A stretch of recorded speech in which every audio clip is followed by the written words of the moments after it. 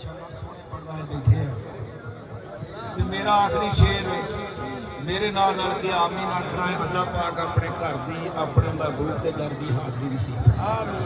तो मेरी सरकार फरमाते हैं